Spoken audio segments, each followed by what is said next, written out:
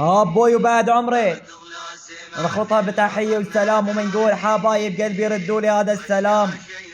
هذا السلام اشكل هي واجب واحترام وله الاجاود والكرام.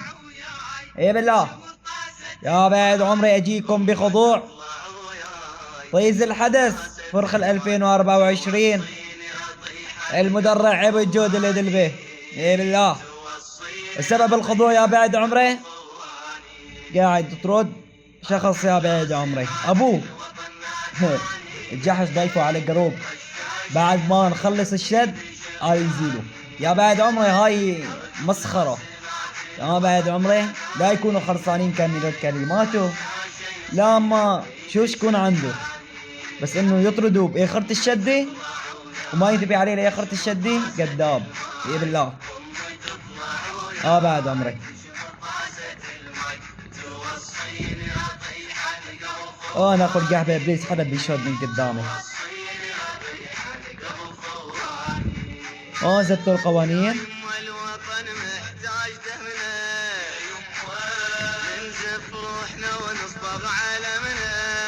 هو لانه بصماته من واضحات. تمام بعد عمري قاعدوا يتأكدون منه.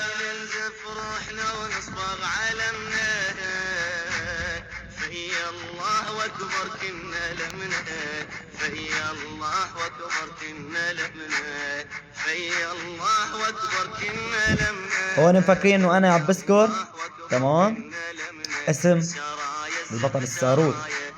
لا يا بعد عمري وانا وضحت له هالشيء وفهم علي. هون الكوع يزيلوا تمام بعد عمري. هون قالوا لي اكسر بعدين قالوا لي لا تكسر. رفعونا على المكالمة ودقوا على المكالمة يا بعد عمري.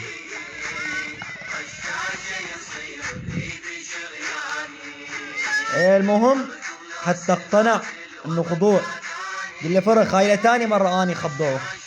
ايه بالله لتاني مرة اني مخضوه. معقولة بصبت الحكم.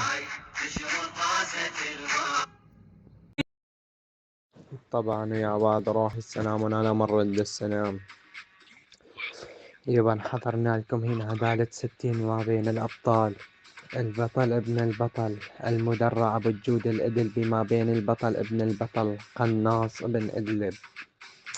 ونقلكم تم خضوع المدرع أبو الجود الإدلبي على إيد البطل ابن البطل قناص ابن إدلب. سبب الخضوع يا بعد روحي المدرع أبو الجود الإدلبي يزيل أبو لجلاد. أوكي ظرف هو بس ما علينا الحكام معروفة الشادود من يطرد. هذا خضوع يا بعد روحي. أوكي انقلكم تم الخضوع وانتهى الموضوع يا بعد روحي. الشيء أكيد اللي كانوا وياكم على المايك أنتم التارك والمعتزل الزعيم أبو الوفا الحلبي. تحياتي للحكم الثاني أبو أيمن الشامي والله السيد تشاو. ايه بالله كان وياكم على هالماي الناصب للدولة الإدلبية تارك هدول السرسرية. لايكم يا اولاد المطية فيكم تقمزون عليا ولك اني الكبير فيكم والفحل مخضعوا تحت ايديا ورجليا. بعد عمري ونقول تم الخضوع وانتهى الموضوع. ايه بالله يلا بعد عمري نعطيكم اللحن. تشاو.